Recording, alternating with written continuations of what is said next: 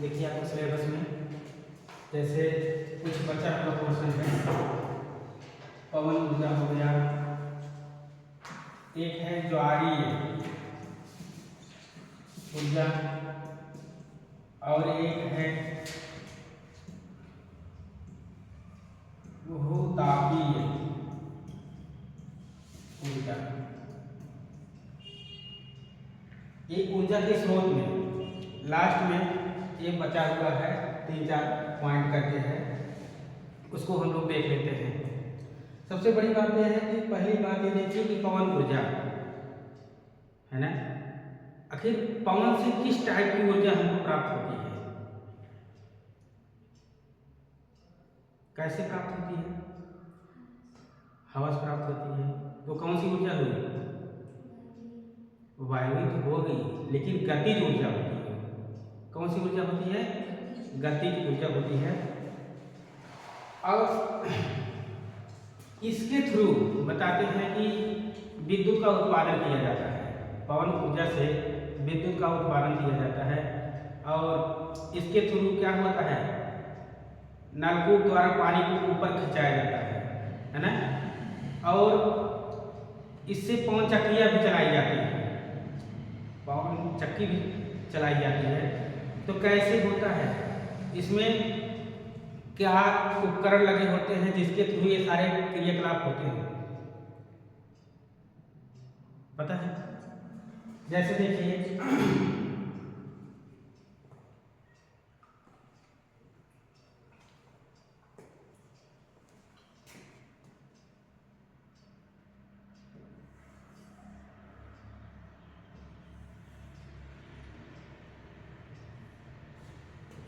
इसको बोलते हैं टावर। क्या बोलते हैं? टावर। और यहां पर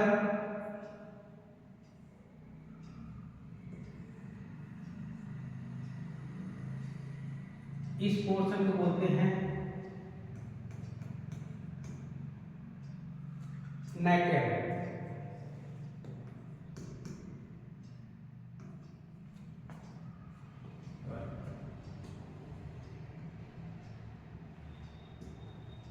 इसको नैकेड बोलते हैं।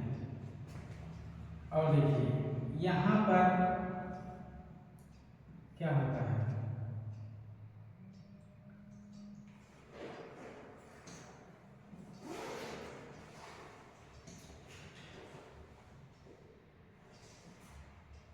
ऐसे इस पोर्शन में काफी लंबी लंबी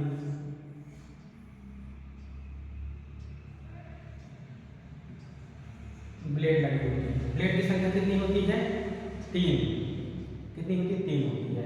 एक मान लीजिए उस साइड है, पीछे साइड वो नहीं दिखा रहा है। और इसमें एक बॉक्स लगा होता है, इसमें एक बॉक्स होता है और बॉक्स के अंदर चाहे इसको जनरेटर कह लीजिए और चाहे इसको डायनो कह लीजिए, चाहे इसको अल्टरनेटर कह लीजिए, है ना।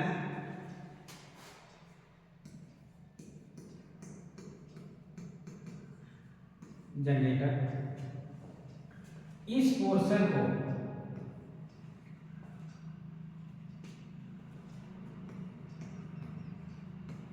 गियर बॉक्स बोलते हैं इसको। और इसको यहाँ पर एक पूरा सॉकेट है और इसके बीच से, इसी अल्टरनेटर या जनरेटर के बीच से केबल आता है और इस पोर्शन के नीचे से केबल आकर के यहाँ बाहर की तरफ जाता है। यहाँ पर लगाया रहता है क्या? ट्रांसफार्मर।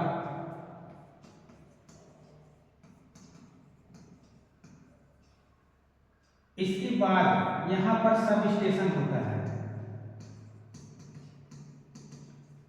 अब सब स्टेशन से जो ये आपकी साइड में बड़ी वाली लाइन गई है, देख रहे हैं कि बड़ा बड़ा खंभा लगा गया आपके साइड में है ना, तो उसमें इसकी सप्लाई कर दी जाती है। अब ये देख लीजिए पुरानी पद्धति कैसी थी कि इसमें न तो कुछ लग रहे हैं, कुछ भी किसी भी चीज का और किसी भी चीज का इसमें क्या पर्यावरण प्रदूषण भी नहीं हो रहा है ना। जब ये ब्लेड चलती है तो इसमें ऐसे कुछ घिरनी टाइप लगे होते हैं, शापर टाइप लगे होते हैं गियर बॉक्स में। इसके अंदर एक चक्कर चलेगा तो एक कम से कम 80 चक्कर चलेगा, एक बार में 80 बार तक ये घूम जाएगा। जब ये ब्लेड कम से कम 60 फीट की होती है, इसकी लंबाई कितनी होती है, ये ब्लेड बहुत बड़ी बड़ी ब्लेडें होती हैं, छोटी ब्लेड नहीं होती है कि अब मान लीजिए कम से कम 2 मंजिले कितनी बड़ी इसकी ब्लेड होती है। और इसका ये जो जनरेटर होता है और गियर बॉक्स होता है, इसको उठाने के लिए बहुत बड़े बड़े उपकरण लगते हैं तब जाकर के सेट होता है।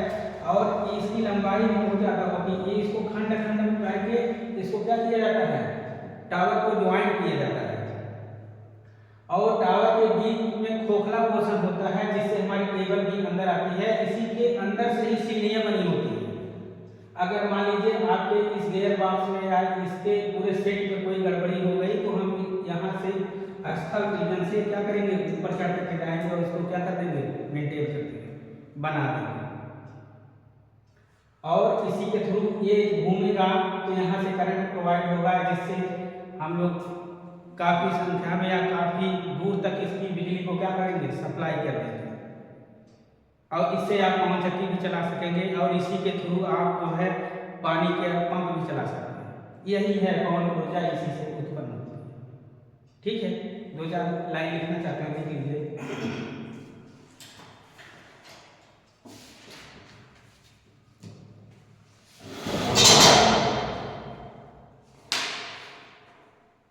लिखिएगा, पवन ऊर्जा का उपयोग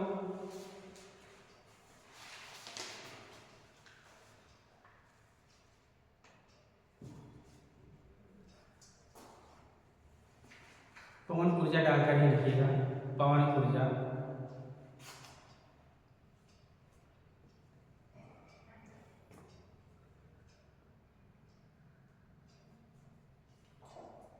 पवन ऊर्जा का उपयोग प्राचीन समय से हो रहा है। पवन ऊर्जा का उपयोग प्राचीन समय से हो रहा है।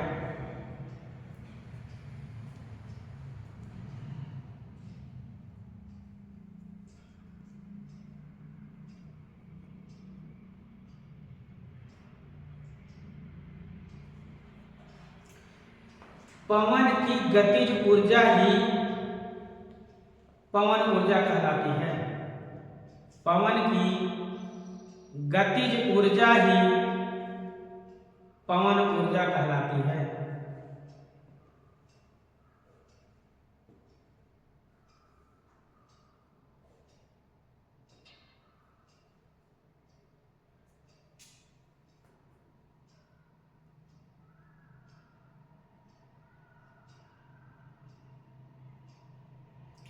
पवन ऊर्जा से मध्य युगीन यूरोप में पवन ऊर्जा से मध्य युगीन यूरोप में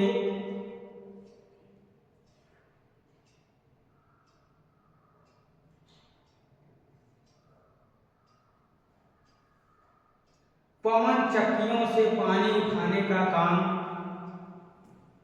पवन चक्कियों से पानी उठाने का काम होता था।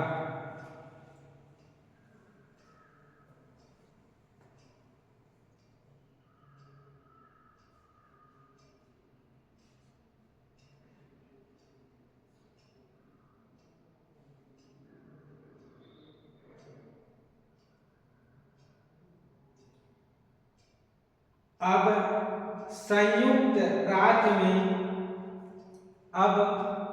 संयुक्त राज्य में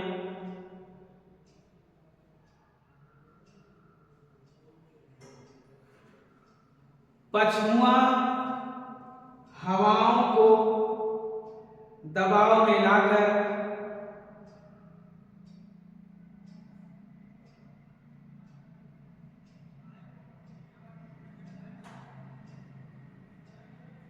पछुआ हवाओं को दबावों में लाकर उनकी गति बढ़ाकर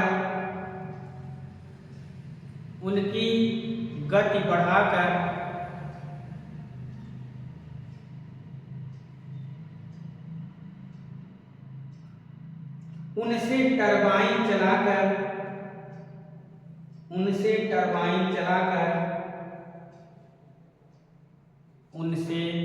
टरबाइन चलाकर विद्युत पैदा की जा रही है।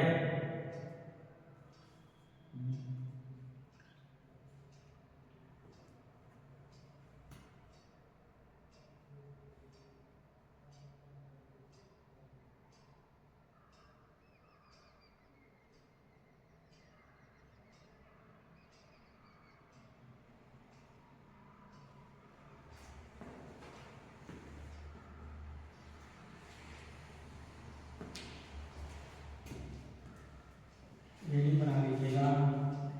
भारत में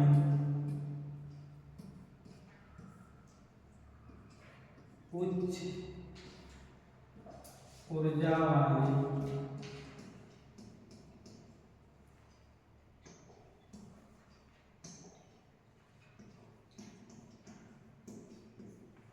क्षेत्र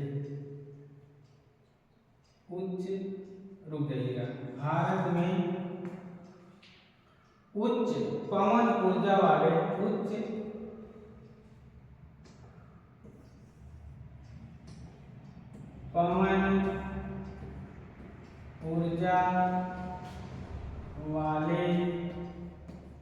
क्षेत्र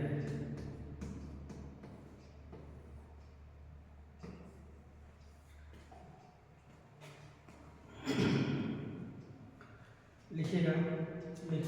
हो गया। भारत में उच्च पवन ऊर्जा वाले क्षेत्र हो गया। लिखिएगा। भारत में उच्च पवन ऊर्जा वाले क्षेत्र निम्नलिखित हैं। भारत में उच्च पवन ऊर्जा वाले क्षेत्र निम्नलिखित हैं।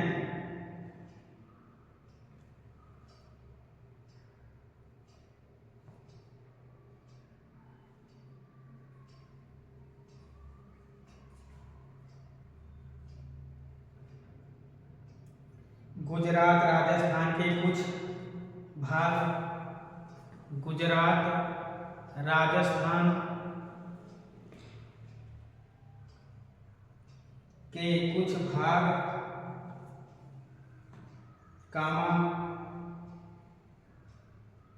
पश्चिमी मध्य प्रदेश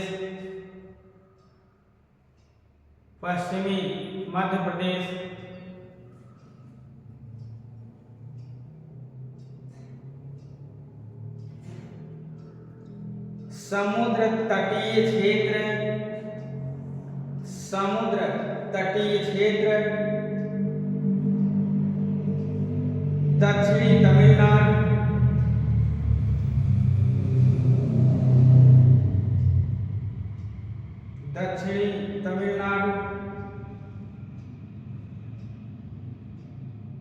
बंगाल की खाड़ी,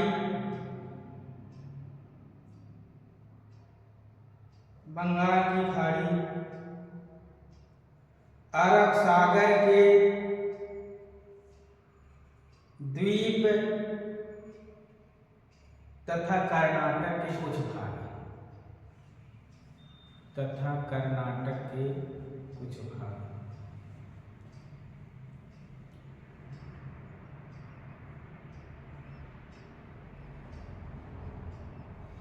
इन स्थानों पर पवन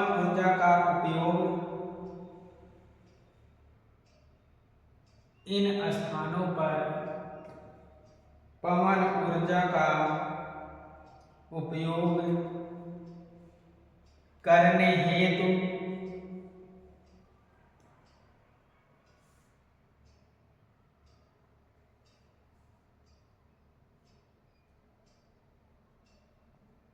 कुछ योजनाएं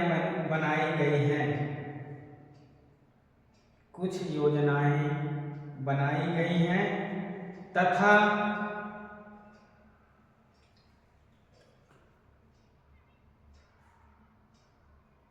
कुछ योजनाओं को कार्यान्वित किया जा चुका है तथा कुछ योजनाओं को कार्यान्वित किया जा चुका है।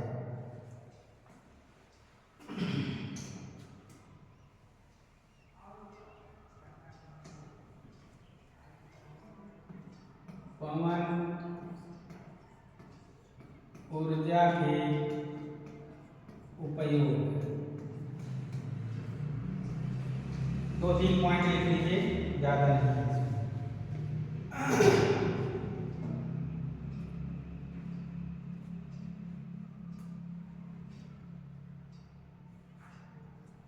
पवन चक्की का उपयोग कुएं से, पवन चक्की का उपयोग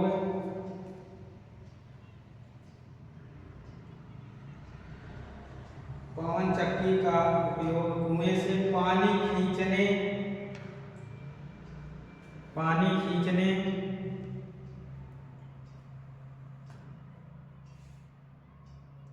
गेहूं पीसने की चक्की,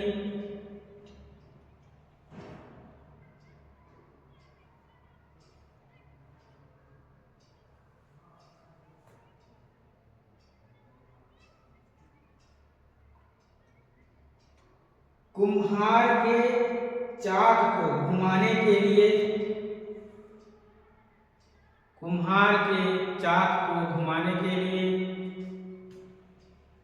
तथा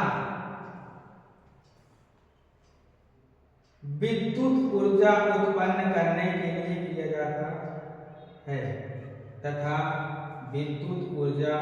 उत्पन्न करने के लिए किया जाता है,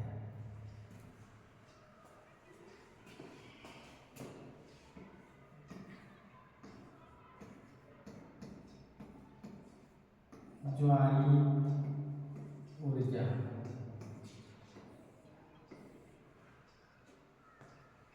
ज्वारी ऊर्जा कैसे होती है, क्या होता है इसका काम?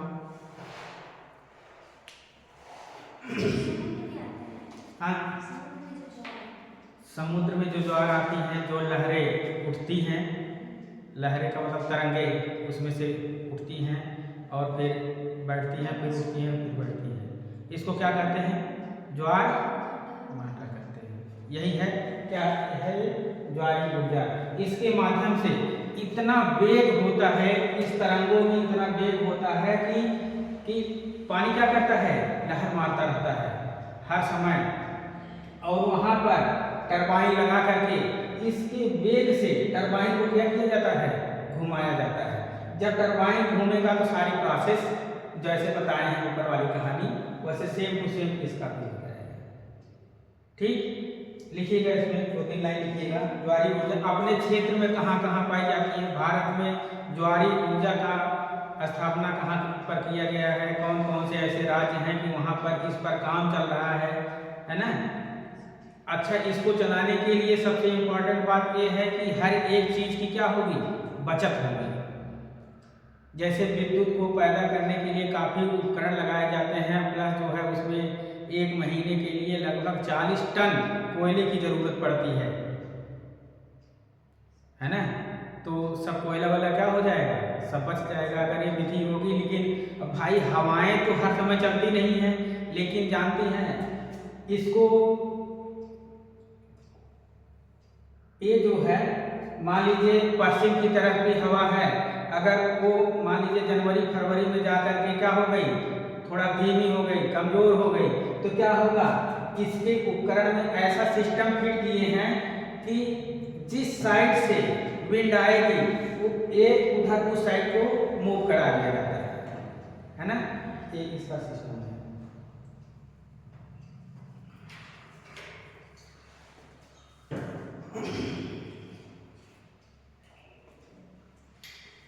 लिखिएगा इसमें, ज्वारी लहरें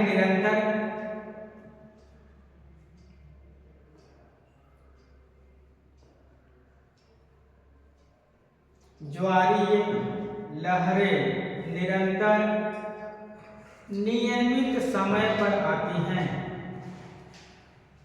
ज्वारी लहरें निरंतर नियमित समय पर आती हैं।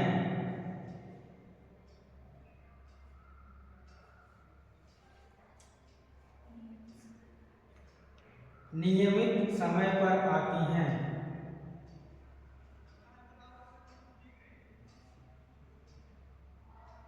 अतः विशेष प्रभावी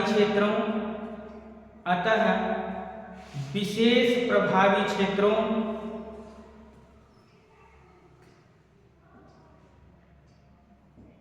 खाड़ियों मुहानों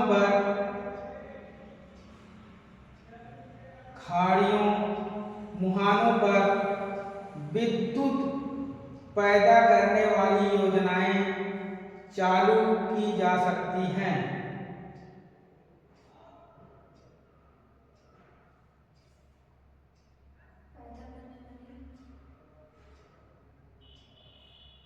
पैदा करने वाली योजनाएं चालू की जा सकती हैं।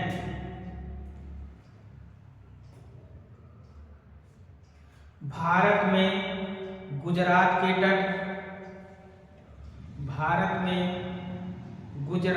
के तट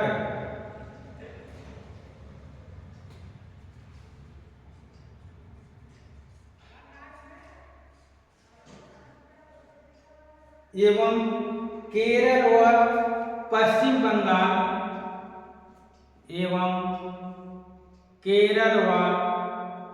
पश्चिम बंगाल में उनके लिए आदर्श स्थान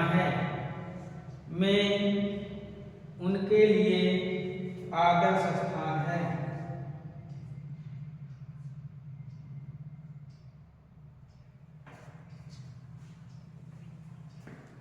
एक स्थान है कांडला।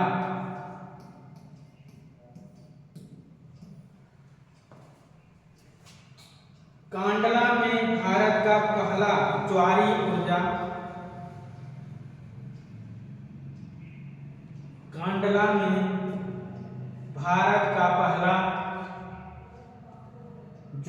ऊर्जा संयंत्र लगाया गया।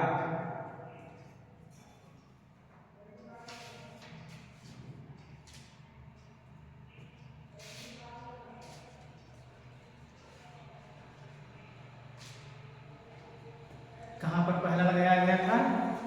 कांडला में।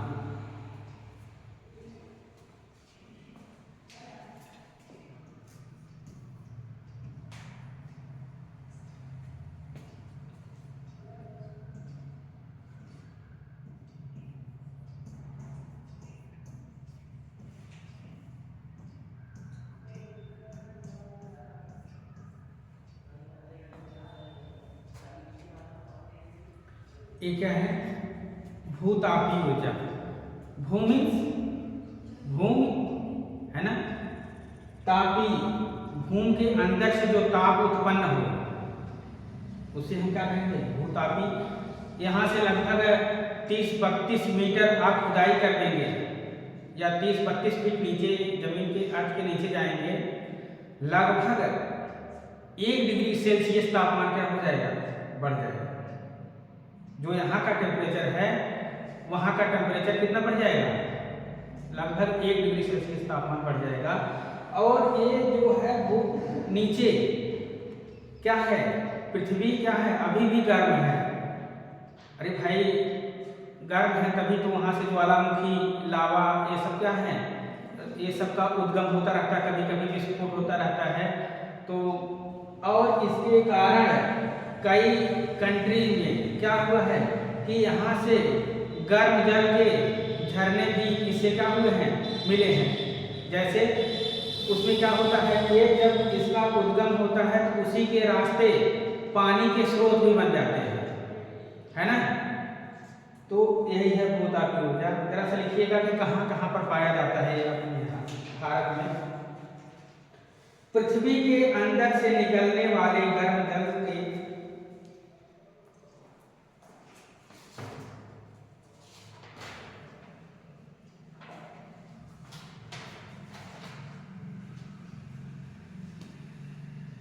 पृथ्वी के अंदर से निकलने वाले गर्म जल के झरनों से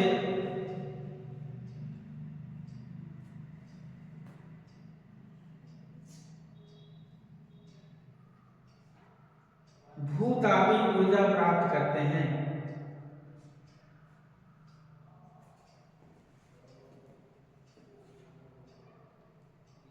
फुल स्टॉप करके लिखिएगा।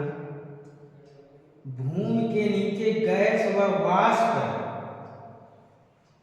भूमि के नीचे गैस व वाष्प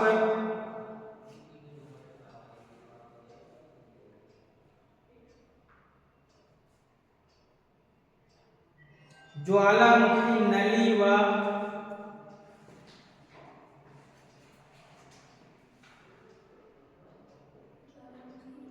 ज्वालामुखी नली व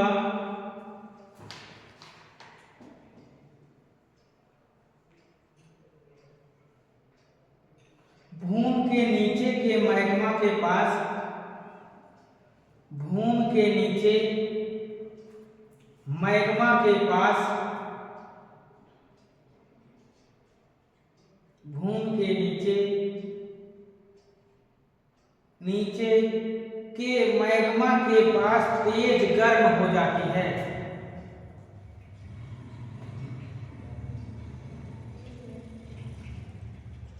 मैग्मा के पास तेज गर्म हो जाती है, इसे ही भूतापी ऊर्जा कहते हैं। इसे ही भूतापी ऊर्जा कहते हैं।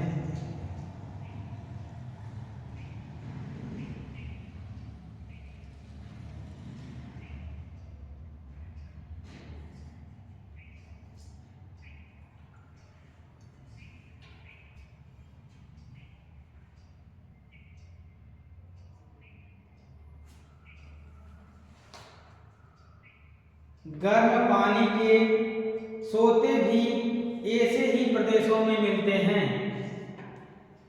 गर्म पानी के सोते भी ऐसे प्रदेशों में मिलते हैं।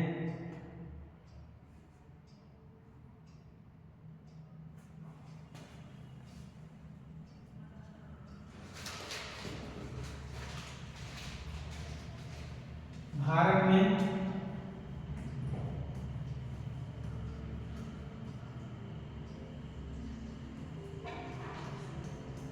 मणिकर्ण हिमाचल प्रदेश में पड़ता है।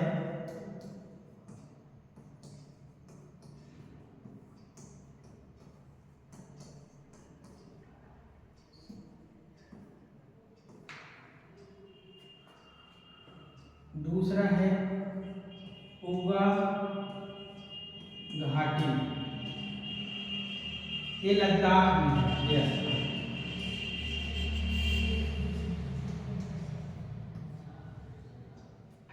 ताता पानी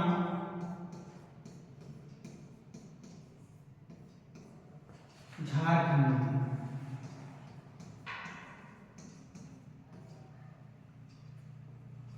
खम्मम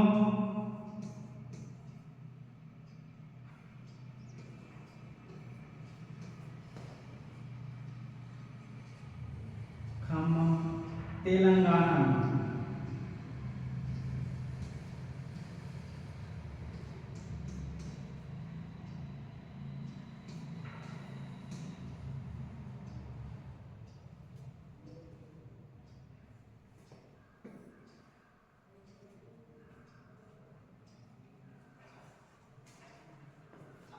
तेलंगाना, इसको लिख लीजिएगा आगे।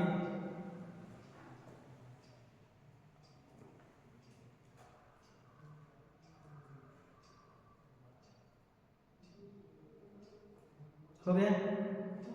इन क्षेत्रों में नहीं, कहाँ पर खम्मम कोई स्थान है, ये तेलंगाना में पड़ता है। यहाँ पर ऊर्जा उत्पादन का काम हो रहा है। लिखिएगा, इन क्षेत्रों में भूतापी ऊर्जा का उत्पादन किया जा रहा है। इन क्षेत्रों में भूतापीय ऊर्जा का उत्पादन किया जा रहा है।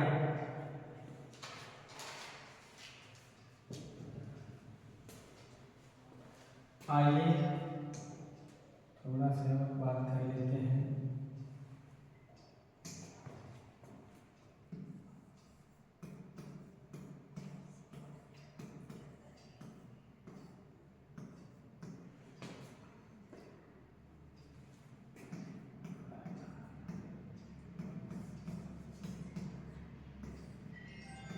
धारावाही प्रणालियां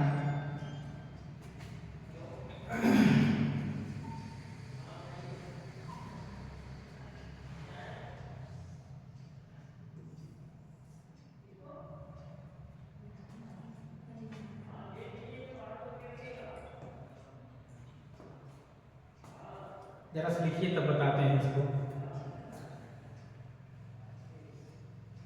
धारावाही परिनालिका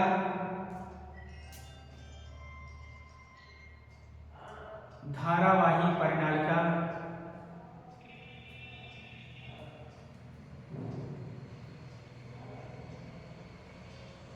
एक लंबी बेलनाकार धारावाही प्रणालिका एक लंबी बेलनाकार कुंडलिनी होती है।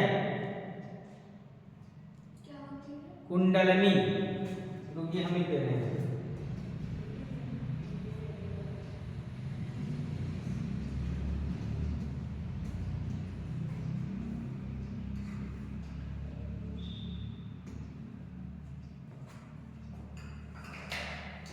जो किसी विद्युत रोधी पदार्थ जो किसी विद्युत रोधी पदार्थ जैसे चीनी मिट्टी,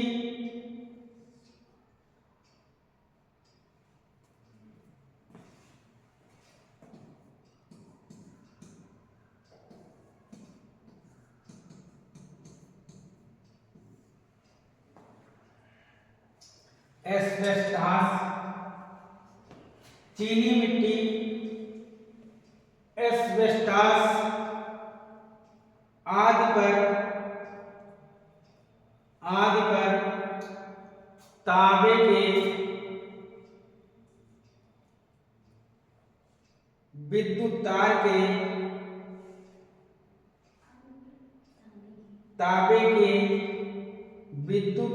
के फेरे पास लपेटकर बनाई जाती है।